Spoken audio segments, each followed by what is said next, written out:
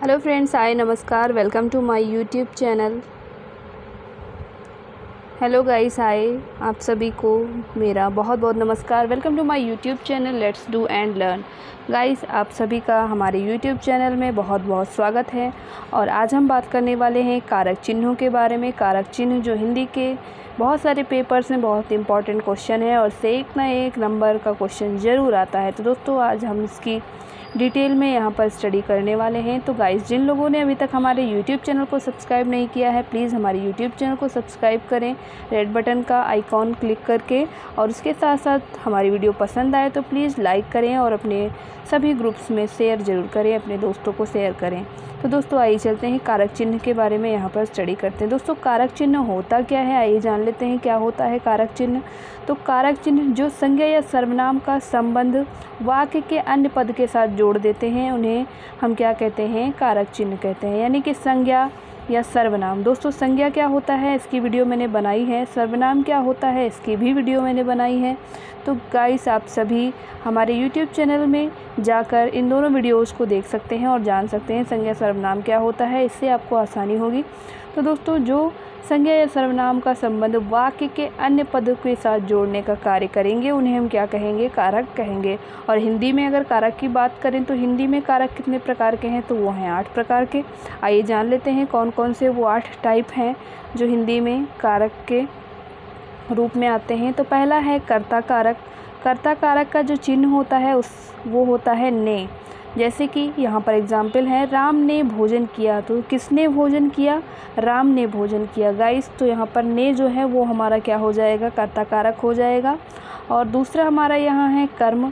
तो कर्म कारक के अंतर्गत उसका चिन्ह क्या है, तो इसका चिन्ह है को। अर्थात इसका यूज हम करेंगे, मैंने अमित को बुलाया। तो मैंने किसको बुलाया, ये हमारा क्या करता है, एक दूसरे को आपस में रिलेट कर रहे हैं, यानी संबंध बता रहे हैं। कारक क्या करते हैं, संबंध बताने का कार्य करते हैं और उसको क्या करते हैं, आपस में जोड़ने का कार्य करते हैं। दोस्तों, अब बात करते हैं करण कारक की। तो करण कारक से क्या होता है कि इसका जो चिन्ह है वो है से के द्वारा। तो दोस्तों, ये करण कारक का चिन्ह है। इसका प्रयोग करते हुए आइए देखते हैं, वाक्य बनाते हैं। राहुल गिलास से पानी पीता है। तो राहुल किससे पानी पीता है, तो जवाब में क्या मिलता है, गिलास से। यानी कि यहाँ पर से क्या है, ये हमारा करण कारक है। आइए बात करते हैं नेक्स्ट संप्रदान कारक की। और संप्रदान कारक का जो चिन्ह है वो है को के लिए। तो दोस्तों, बच्चों के लिए पुस्तक लाओ। तो ये हमारा क्या है कि ये संबंध बता रहा है। और कौन सा संबंध है, तो ये संप्रदान संबंध कारक है। तो दोस्तों, आइए चलते हैं नेक्स्ट यानी 5 अपादान। तो अपादान ये भी से है, लेकिन यहाँ पर जो करण कारक में से आता है वो उसके साथ जोड़ने का कार्य करता है। लेकिन यहाँ पर अपादान कारक में क्या है, अलगाव यानी अलग होने के लिए यहाँ पर ये चीज़ शो करेगी। जैसे कि वृक्ष से पत्ते गिरते हैं, तो वृक्ष से अलग हो रहे हैं पत्ते, यानी यहाँ पर अलगाव होने का हमें यहाँ पर सेंस मिलता है। इसलिए हम इसे क्या करते हैं, अपादान कारक कहते हैं। और जो से होगा इसका, वो अलग होने का सेंस हमेशा बताएगा। आप इसको ध्यान रखेंगे और इसी से कोरिलेट करके अपना आंसर लिखेंगे और कभी कंफ्यूज नहीं होंगे करण कारक को इससे। और अब बात करते हैं संबंध कारक की। तो संबंध कारक में क्या होगा, का, की, के, रारी, रे, नानी, ने। तो दोस्तों, राम का घर अच्छा है। राम का, तो दोस्तों का जो यहाँ है वो संबंध कारक है। राम का जो है संबंध वो घर के साथ है, वो बता रहा है यहाँ पर। अब है 7वां यानी अधिकरण कारक। और अधिकरण कारक क्या कहता है, इसका चिन्ह क्या है, में, पर, ऊपर, नीचे, ये सभी क्या हैं, अधिकरण कारक के चिन्ह हैं। अमित घर में है। तो अमित कहाँ है, घर में है। तो दोस्तों, में जो है वो हमारा क्या है, अधिकरण कारक है। अब हम लास्ट बात करते हैं संबोधन की। संबोधन तो आप सभी जानते होंगे, इंग्लिश में इसे एपोस्ट्रोफी बोलते हैं। और एपोस्ट्रोफी क्या होता है, किसी को जब हम कॉलिंग करते हैं, बुलाते हैं, तो क्या करते हैं, एपोस्ट्रोफी का यूज़ करते हैं। दोस्तों, जैसे यहाँ पर इसका चिन्ह है हे, हो, अरे, ए। तो हे राम, अब क्या होगा, ये यहाँ पर क्या है कि मैंने राम से पूछा कि हे राम, मैंने उनको बुलाया और पूछा कि ये अब क्या होगा। तो यहाँ पर ये क्या है, संबोधन कारक का सेंस यहाँ पर है। तो गाइस, उम्मीद करती हूँ आपको ये 8 कारक अच्छे से समझ में आ गए होंगे। अब हम बात करते हैं इन सभी की एक एक परिभाषा और एक एक गाइस परिभाषा और एग्जाम्पल के साथ बात करेंगे। सबसे पहले बात करते हैं कर्ता कारक की। तो कर्ता कारक क्या होता है? शब्द के जिस रूप से कार्य करने वाले का बोध हो वह कर्ता कारक। दोस्तों कार्य करने वाले यानी कि यहाँ पर कर्ता कौन है इसका बोध हो, इसकी जानकारी यहाँ पर हमें मिले तो यहाँ पर क्या होगा, वो हमारा होगा कर्ता कारक। जैसे एग्जाम्पल आइए लेते हैं, राम ने रावण को मारा। तो राम ने किसको मारा? राम ने, ये हमारा क्या है? कर्ता है। और कर्ता ने क्या किया? कर्म किया। कौन सा कर्म किया? रावण को मारा। तो दोस्तों उम्मीद करती हूँ आपको एग्जाम्पल के थ्रू कर्ता कारक के विषय में जानकारी प्राप्त हो चुकी है। आइए दूसरा एग्जाम्पल देख लेते हैं। बालिकाओं ने पढ़ाई की। तो पढ़ाई किसने की? बालिकाओं ने की, यानी कर्ता यहाँ पर मेन फोकस है। आइए चलते हैं नेक्स्ट, यानी कि हमारा कर्म कारक। कर्म कारक क्या कहता है? ये कहता है कि वाक्य में क्रिया का प्रभाव जिस शब्द पर पड़ता है उसे कर्म कारक कहते हैं। वाक्य में क्रिया का प्रभाव जिस शब्द पर पड़ेगा उसे क्या कहेंगे? कर्म कारक कहेंगे। यानी कि अब हम यहाँ पर प्रभाव इफ़ेक्ट देखेंगे कि किस पर प्रभाव डाल रहा है। जैसे एग्जाम्पल है इसका, आइए देखते हैं एग्जाम्पल क्या है। तो एग्जाम्पल इसका कह रहा है कि शिक्षक ने छात्रों को पढ़ाया। तो शिक्षक ने किसे पढ़ाया? यहाँ पर जवाब आया छात्रों को। तो यहाँ पर छात्रों को, ये हमारा क्या है? कर्म कारक है। दूसरा एग्जाम्पल देख लेते हैं, कृष्ण ने कंस को मारा। तो किसे मारा? कंस को मारा। आइए नेक्स्ट बात करते हैं। दोस्तों ये कर्म कारक नहीं है बल्कि ये करण कारक है, आप इसको अच्छे से नोट कर लें, ये प्रिंटिंग में थोड़ा सा मिस्टेक हो गया है। तो दोस्तों ये हमारा करण कारक है। आइए करण कारक के बारे में जानकारी प्राप्त करते हैं। करण कारक क्या होता है? तो दोस्तों करण कारक, करण का शाब्दिक अर्थ है सहायक या फिर साधन। तो जिसकी सहायता से कार्य करता है उसे करण कारक कहते हैं। यानी कि करण कारक जिसकी सहायता से कार्य करते हैं उन्हें हम क्या कहेंगे?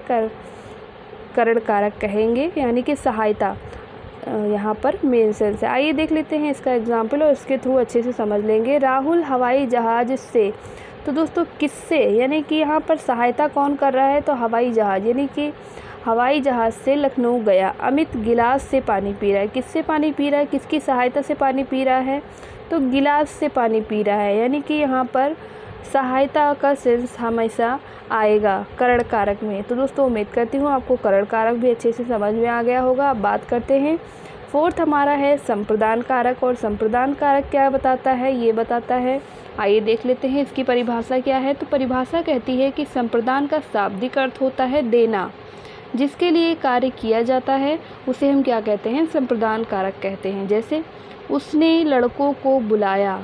तो उसने क्या किया? लड़कों को बुलाया। किसे बुलाया? लड़कों को बुलाया। राम ने श्याम के लिए आम लाया। तो किसके लिए लाया? यानी यहाँ पर क्या है कि दूसरे के लिए यहाँ पर कार्य किया जा रहा है, यानी कि दूसरों को देने का कार्य किया जा रहा है। अध्यापक द्वारा छात्रों को पुस्तक बांटी गई। तो दोस्तों यहाँ पर संप्रदान कारक को हमने यहाँ पर स्टडी किया। अब हम बात करते हैं अपादान कारक की। और अपादान कारक क्या कहता है? ये कहता है, इसका शाब्दिक अर्थ होता है अलगाव। अपादान कारक का शाब्दिक अर्थ क्या होगा गाइस? तो इसका अर्थ होगा अलगाव। आइए जानते हैं परिभाषा। तो अपादान कारक यहाँ पर कहता है कि संज्ञा या सर्वनाम के जिस रूप से अलग होने, डरने, तुलना करने आदि भावों का पता चलता है उसे अपादान कारक कहा जाता है। गाइस उसे क्या कहेंगे? अपादान कारक कहेंगे। और अपादान कारक अलगाव का यहाँ पर सेंस देगा, यानी कि अलगाव वहाँ पर प्रकट होगा। आइए जान लेते हैं एग्जाम्पल, यानी कि जैसे पेड़ से पत्ते गिरते हैं। तो दोस्तों पेड़ से क्या हो रहे हैं? पत्ते अलग हो रहे हैं, यानी कि यहाँ पर अलगाव का सेंस हो गया। सूर्य पूरब से निकलता है, यानी पूरब दिशा से वो पश्चिम की ओर आता है। तो ये हमारा क्या है? पूरब से उसका अलगाव हो रहा है। और हिमालय गंगा से निकलती है। तो दोस्तों गंगा से हिमालय क्या करती है? गंगा से गाइस यहाँ पर उल्टा प्रिंट हो गया है। गंगा हिमालय से निकलती है, तो ये हिमालय बाद में होगा।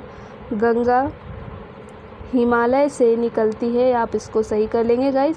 गंगा हिमालय से निकलती है। तो गंगा कहाँ से निकलती है? हिमालय से निकलती है, यानी हिमालय से गंगा का अलगाव हो रहा है। यानी कि यहाँ पर कुल मिला के सेंस हमेशा अलग होने का ही आएगा, इसलिए यहाँ पर इसको अपादान कारक हम यहाँ पर स्टडी करेंगे। आइए बात करते हैं छठवां हमारा जो कारक है वो है संबंध कारक। और संबंध कारक क्या कहता है? ये कहता है कि का, की, के, रा, री, रे ये इसका चिन्ह है, प्रतीक चिन्ह है।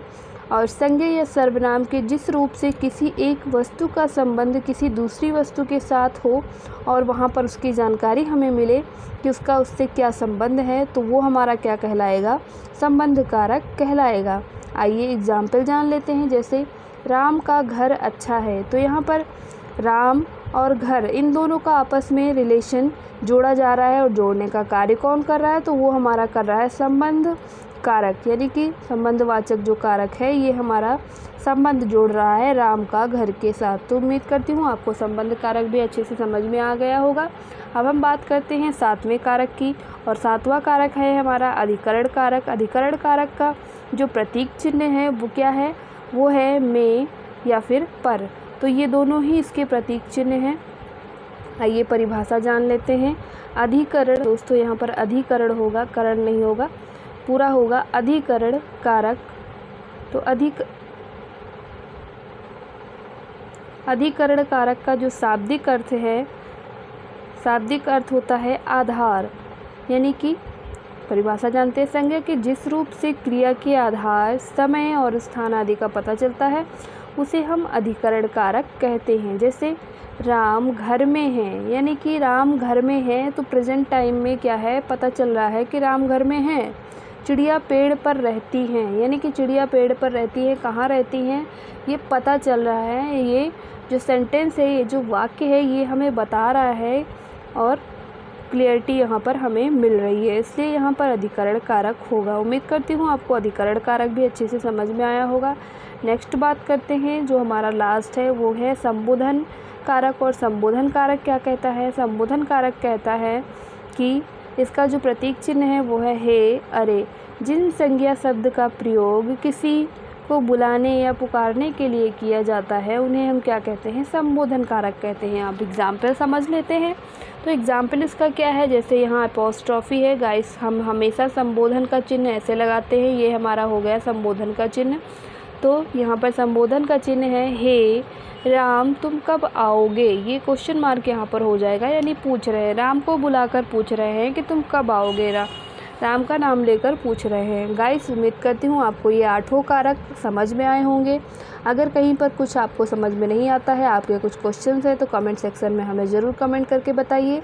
मैं आपके उन सभी क्वेश्चंस का सलूशन देने की कोशिश करूँगी। आइए चलते हैं आज के इस टॉपिक पर, कुछ 2-3 प्रश्न भी मैं लेके आई हूँ, वो स्टडी कर लेते हैं, पढ़ लेते हैं प्रश्नों के बारे में। सबसे पहले क्वेश्चन नंबर 1 हमारा पूछता है पेड़ से बंदर कूदा। तो दोस्तों पेड़ से बंदर कूदा, यहाँ पर ये कौन से कारक को रिप्रेजेंट कर रहा है, यानी कौन सा कारक यहाँ पर होगा?